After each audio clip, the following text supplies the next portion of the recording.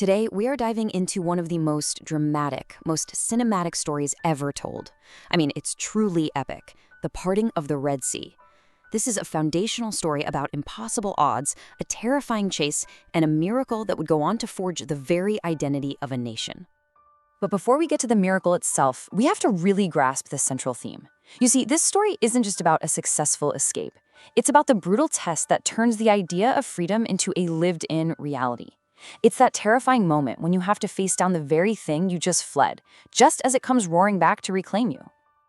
So, let's set the scene, shall we? The Israelites are finally out of Egypt. They're on the move. But you know, the psychological chains, they are proving so much harder to break than the physical ones. Just try to imagine it, a massive, flowing river of people moving through the desert. For the first time in 400 years. No chains, no whips, no overseers yelling at them. They are physically free. But when slavery has been your reality for generations, freedom isn't light and easy, it's heavy, it's uncertain. And to top it all off, Moses is leading them not towards some obvious safe haven, but directly toward a massive, impassable body of water.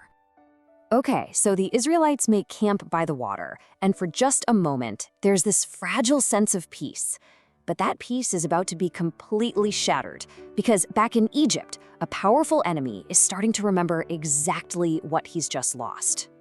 Yeah, back in his palace, Pharaoh is looking out over the silence, the empty work sites, the abandoned living quarters, and the sheer scale of the economic and symbolic power he just let walk out the door, well, it starts to curdle into a boiling rage. His regret isn't about people, it's about property, and he is not about to let that stand. And listen to this, he doesn't just send a small party to go get them.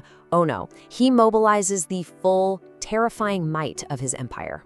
At the very head of his army are 600 of his most elite war chariots. We're talking the ancient equivalent of a tank division. This is a terrifying force of speed and destruction.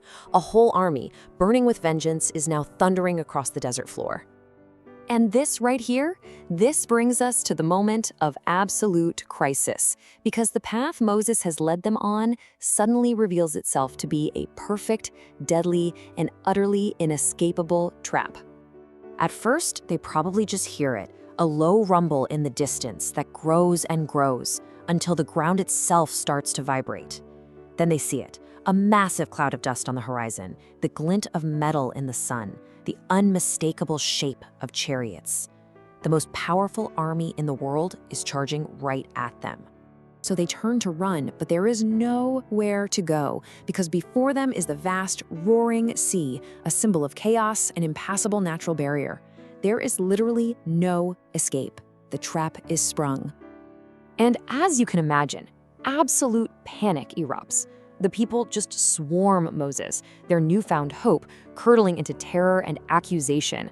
That old slave mentality, that deep-seated belief that they are destined to suffer and die, it just comes rushing right back.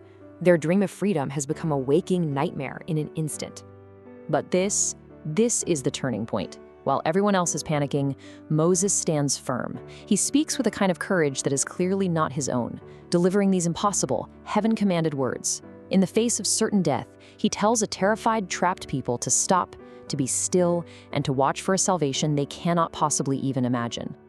So how in the world does this impossible promise play out? Well, this is where God himself steps right into the middle of the standoff. The very first move is a defensive one. That mysterious pillar of cloud that had been leading Israel suddenly shifts its position. It sweeps behind them, becoming this massive, impenetrable barrier between the charging army and their prey. Now, for the Egyptians, that cloud is all lightning, wind, and chaos. God literally stands in the way. And then, the central miracle unfolds, step by incredible step. At God's command, Moses raises his staff. A violent east wind begins to howl, just tearing across the surface of the water all night long. And then the impossible happens.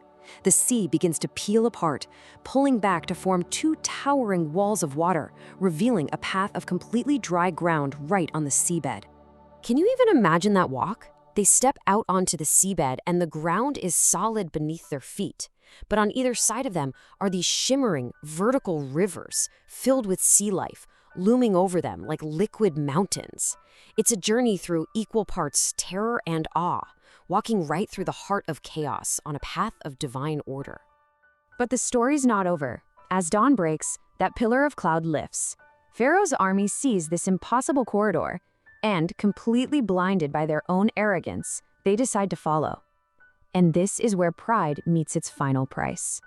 You know, what's so fascinating here is that you have two groups walking the exact same miraculous path, but they experience it in completely opposite ways. For Israel, it is a path of awe, of gratitude, and ultimately of freedom. But for Egypt, fueled by nothing but fury and arrogance, that very same path leads only to panic and destruction.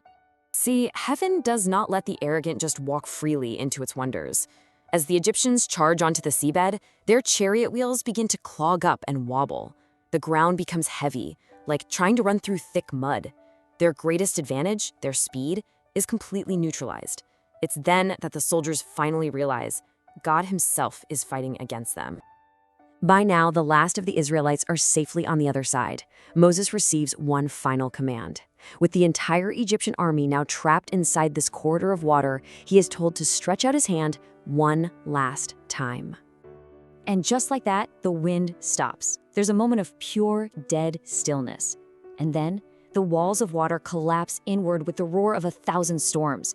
The sea just swallows the chariots, the horses, the soldiers, everything. When it's all over, the surface is calm and quiet again, as if the greatest army on earth had never even existed. The threat is gone. The enemy is defeated. Israel is now finally and truly free. And this moment isn't just about survival. It's about the birth of a brand new identity.